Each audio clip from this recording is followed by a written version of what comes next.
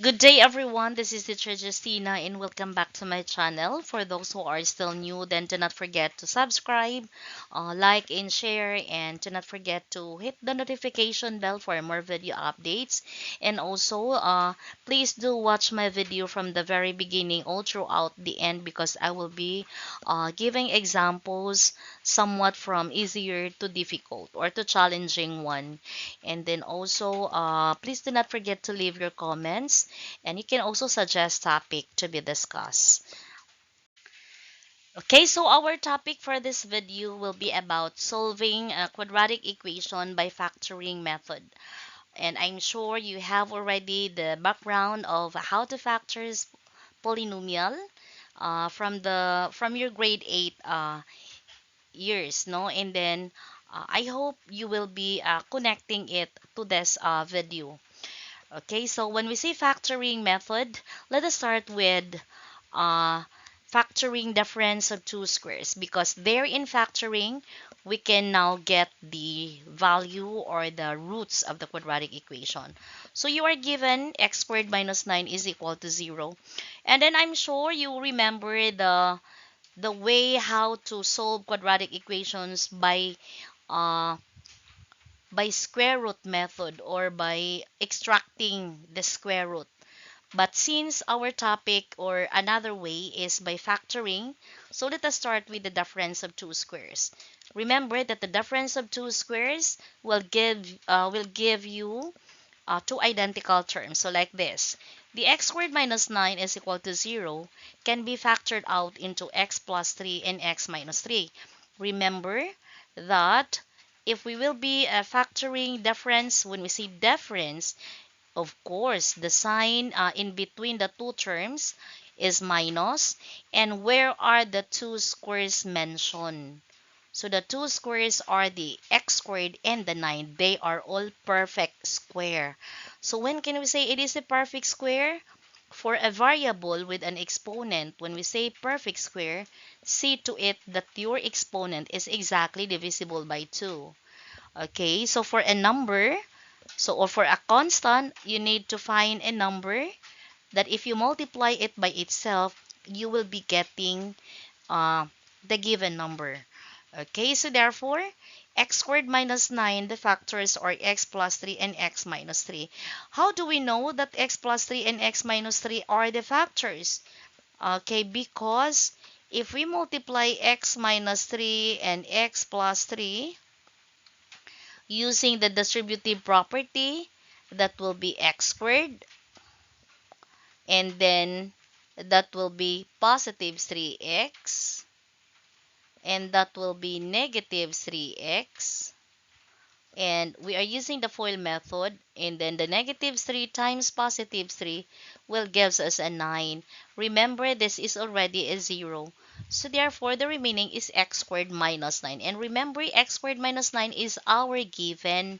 So therefore, the x plus 3 and the x minus 3 are the factors of our given x squared minus 9. So what shall we do with the two factors? Remember, we are getting the value of x.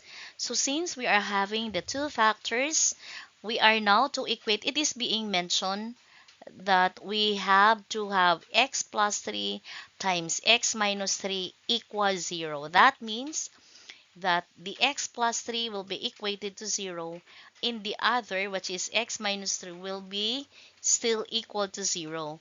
And for this, are we done getting the two values? Because we are still expecting two values because this is still a quadratic equation. So what are the two values of x?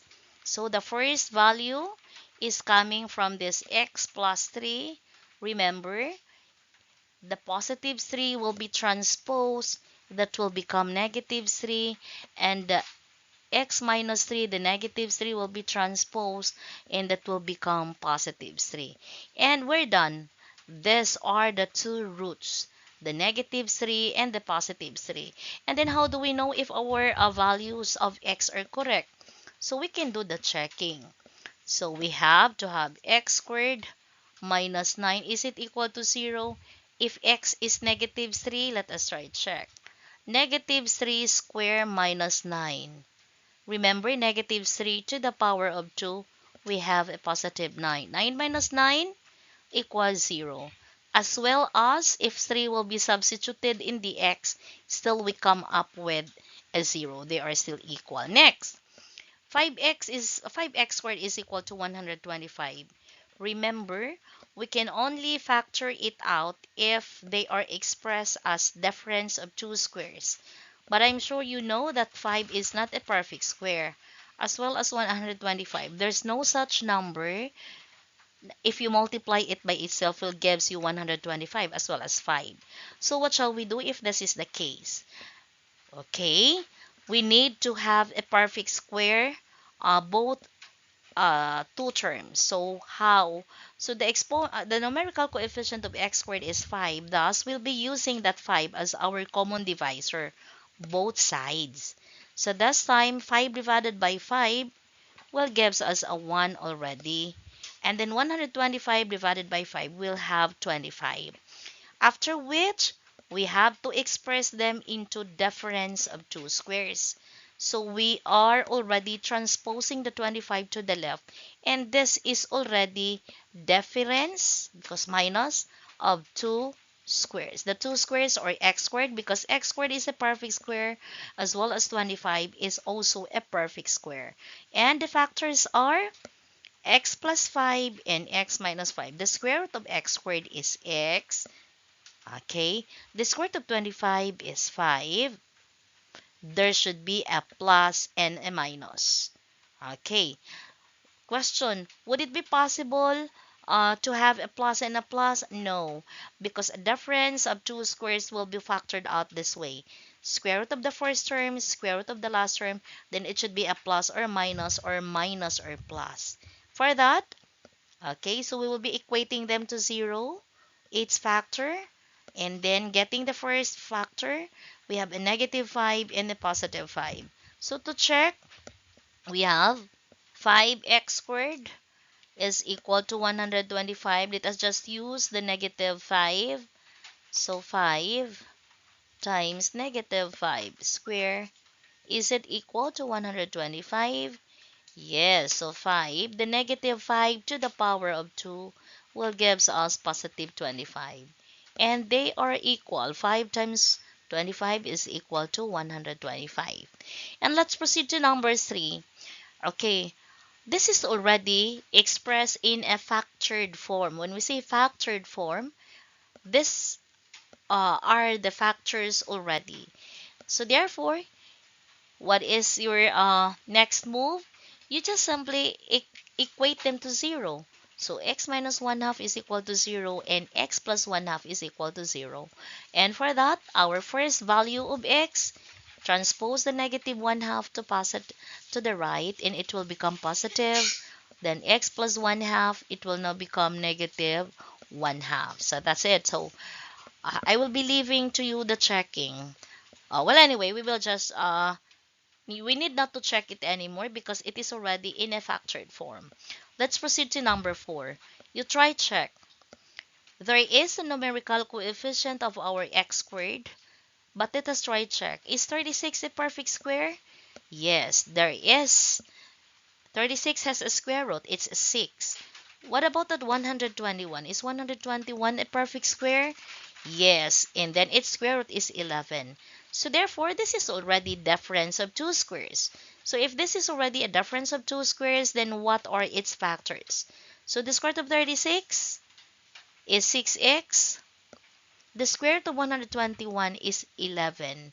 So you just copy them. 6x, 6x, 11, and 11. And then a plus and a minus. Okay, a minus or plus could be. So therefore, we are now ready getting the values of our x, but let us equate them to 0. So 6x plus 11 equals 0, and 6x minus 11 is equal to 0. And then transpose the constant. We are not yet done getting the x because there is still that 6.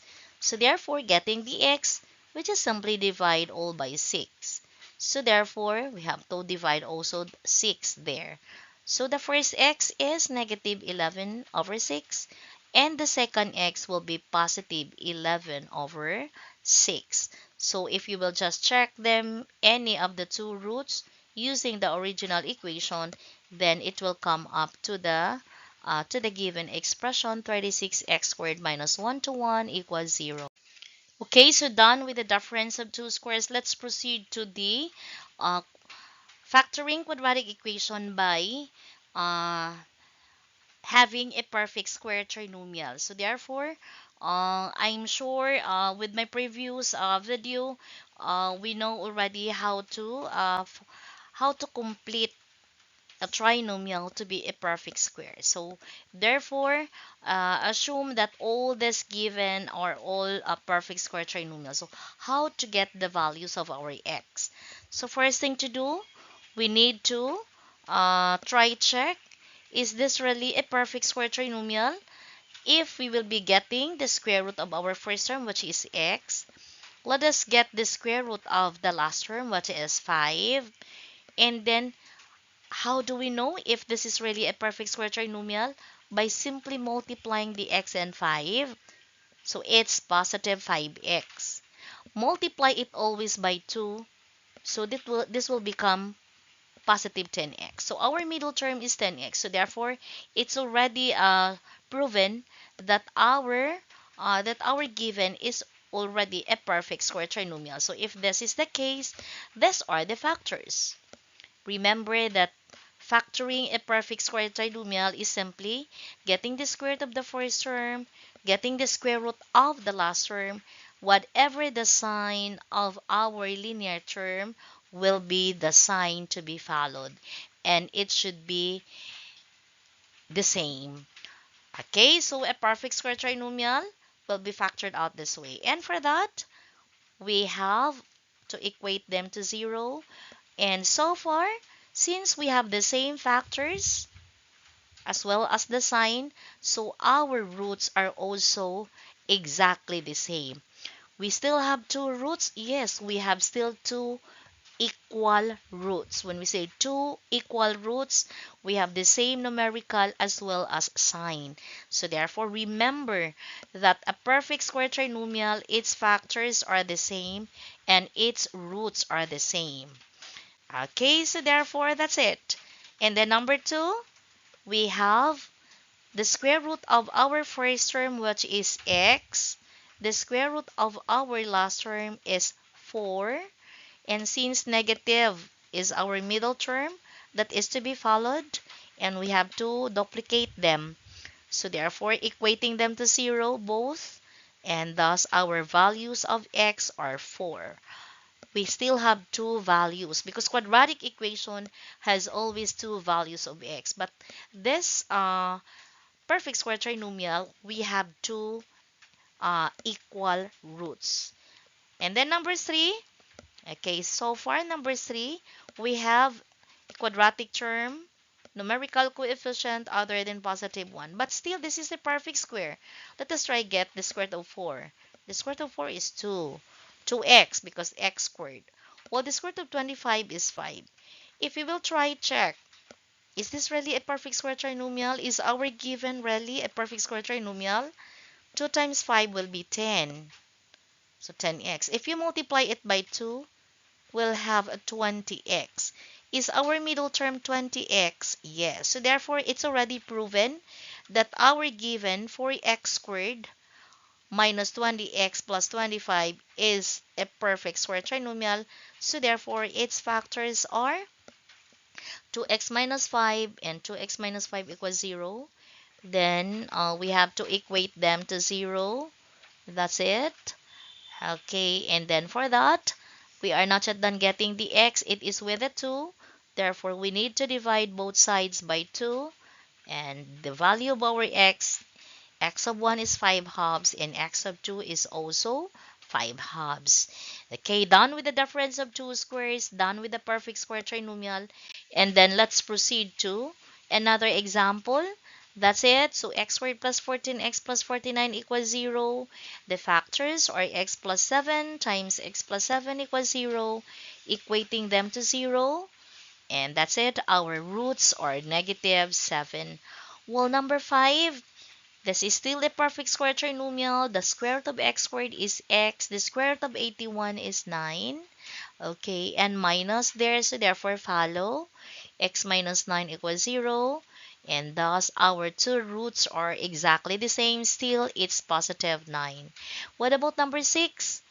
Okay, 25 is a perfect square.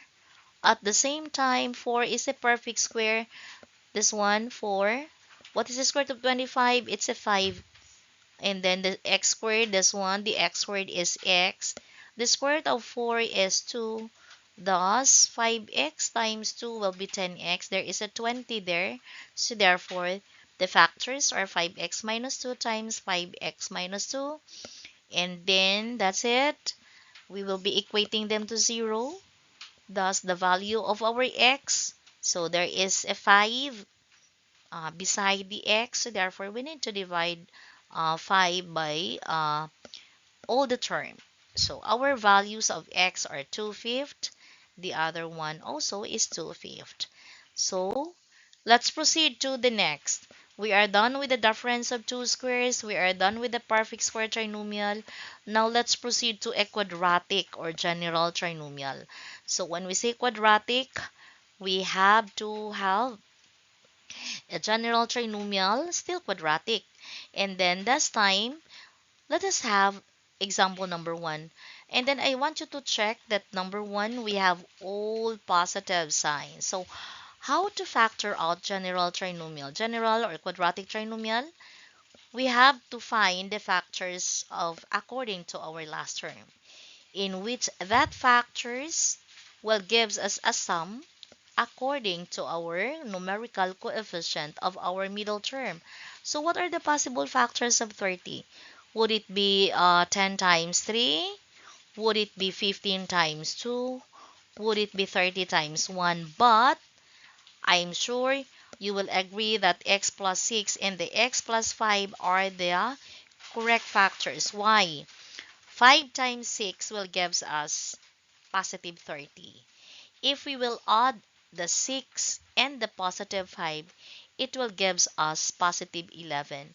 If you will be thinking, is 10 times 3 correct? Yes, it will gives us a product of 30. But if you will add a 10 and a 3, meaning you add, why we need to add? Because we need to know if this is really the correct factors. And then if you will add that factors, if the sum will same with the middle term numerical coefficient, then that factors are correct. So 10 and 3, if multiplied 30, but if added 13, our middle term is not 13 but 11. So the only correct factors are the x plus 6 and the x plus 5. So therefore, this time, we are now ready to get the value of x. So the first x there is from the plus 6 transpose, it will become negative 6, and the other one is negative 5. So what are the things that we need to remember? Okay, in this general form, in letter A, this one, our terms, all the terms are positive. So it is being said that if our trinomial has all positive terms, all the factors are positive. Try see, all the factors, they are the factors are positive, while the roots, these are the roots, while the roots are all negative. So when can we say if our roots are all negative? If our factors are all positive. And our factors are all positive if our trinomial are all positive. So I hope you will bear that in your mind. Let's proceed to the next general form. This time, as you have seen the general form, it's already a minus. Unlike letter A, it's a plus bx. This time, it's a minus bx. So we will see the pattern later. So again, what will be the factors of 35 that will gives us a negative 12 as a sum? Okay, so would it be 35 times 1? If you multiply 35 times 1, yes, we will get a 35. But if we will add a 35 and 1, it will gives us a 36. But our middle term is not negative, it's not positive 36, it's negative 12. So what are the factors? So the factors of, what are the factors of positive 35 that will gives us negative 12? Of course, it will be negative 7 and negative 5. The factors are negative 7 and negative 5. Now, everybody, we need to remember that if we are factoring with the middle term of a negative and a positive, remember that our factors are all negative. For that, if all our factors are negative, thus our roots are all positive. Okay, when this will happen, okay, this will only happen if our numerical coefficient of our linear term or the middle term is negative and positive. Our last term is positive. So it is being said that all factors are negative. That's one. All factors are negative, while the roots are all positive. Okay, I hope it is clear to you. Let's proceed to the general form. Letter C. Last time, our middle term is negative and our last term is negative, unlike A and B. So therefore, we have the x squared minus 5x minus 24. So therefore, it is already uh, negative linear term and negative a constant term. So what are the factors of negative 24 that will gives us negative 5? Of course, maybe you will be thinking, would it be 6? Would it be 6 and 4? Would it be 8 times 3? But remember, it's negative. So therefore, sometimes maybe you will say negative 6 times 4. It will gives us negative 24. But if you will add, the answer will be negative 2.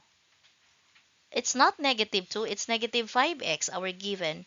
If you will have 8 and 3, this one. So, as you have seen, it's negative 8 and positive 3. Now, this time, if our roots are positive 8 and negative 3, okay, as you have seen, that if negative 8 and positive 3 will be multiplied, it will gives us negative 24.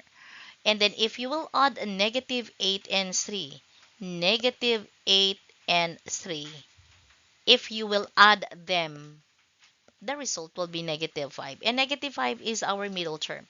And then maybe you will be asking, would it be possible to have 3 times negative 3 times positive 8? As you have seen, you have a positive 3 here. We're able to come up with our correct negative linear term numerical coefficient. But what if you will interchange the sign? Would we come up still with a negative 24? Yes, it's negative 24. But if you will add negative 3 plus 8, it will gives you a positive 5. But our middle term is not positive 5, but it's negative 5. So what is really the correct set of factors? The correct set of factors are only negative 8 and positive 3. See, remember that in algebra, sign really matters. Okay, so if you will wrong in a sign, remember you will be getting a different expression. So therefore, these are the roots for number 3, x squared minus 5x minus 24. And do not forget, okay, remember that if you have the second term negative and middle term negative, thus remember that the bigger factor, this one, n- negative 8. The bigger factor is always negative. And the smaller factor, you have seen there that x minus 8. The 8 is bigger than 3. It's always negative. The smaller factor will be always positive. So therefore, our roots will be, the positive will be the bigger one because we are now getting the roots, while the smaller will be the negative. Okay, so to enrich your mastery in finding the roots using factoring method specifically to a quadratic or general trinomial, let us have three more examples. So you have their x squared plus 10x plus 16. So again, they are all positive. Then as we have known, if all our terms are positive, we'll be expecting that our roots are also positive. So the factors of 16 that will gives you a 10 are only 8 and 2 because 8 positive 8 times positive 2 will gives you positive 16. If you will be adding if you will be adding 8 and 2, we will get a 10. So therefore, these are the factors, and thus the roots are negative 8 and negative 2. While the other example, if the linear term is negative, thus we have to, okay, again, just a reminder that in the general trinomial with all positive terms, all factors are positive and all the roots are negative. While this number 5, the factors of 48 that will give you a sum of 14, we have only negative 8 and negative 6 because negative 8 times negative 6 will gives us positive 48. If you will add negative 8 plus negative 6 will gives you negative 14. So the roots are 8 and 6. Okay, I will leave to you the checking. I'm sure if we will be checking, by the way, if we will be checking this number of 4, we have x squared plus 10x and then plus 16. If we will be checking negative 8, so we will be substituting negative 8 squared as 1 plus 10 times negative 8, okay, plus 16. Is it equal to 0? Okay. Is it equal to 0? Okay, so negative 8 squared will gives you positive 64, and that will be negative 80, and then plus 16 equals 0. So 64 minus 80, negative 16 plus 16 equals 0. Same thing if you will be using the negative 2. Let us try check. So x squared, it's already a negative 2 because we'll be using that one. Negative 2 squared plus 10 times negative 2 and then plus 16. Is it equal to 0? So positive 4 minus 20 because 10 times negative 2 plus 16. Is it equal to 0? Yes, negative 16 plus 16 equals 0. So therefore, I will only now leaving you the checking of number 5. And then let's proceed to the last example, which is x squared minus 11x minus 6. Okay, so be reminded of the note there. So x squared minus 11x, so we'll be expecting that we will be having a bigger factor and a smaller factor in which the bigger factor should be negative and the smaller factor will be positive. So the 13 and 2, the negative 13 and the positive 2 when multiplied, the product will be negative 26. If you will add negative 13 plus 2 will gives you negative 11. So therefore, the roots are positive 13, and negative 2. Remember, the bigger factor is always, so we're talking about factor, the bigger factor is always negative and the smaller is always positive. While the roots of the quadratic equation for that form, okay, the roots are positive for the bigger number and negative for the smaller number. Guys, I hope you've learned something from my video today. And then I hope you keep on watching for my coming videos. And do not forget to subscribe, like and share. And also, please leave your comments below. This has been Teacher Justina. And thank you for watching. That in all things, God may be glorified. Goodbye, everyone.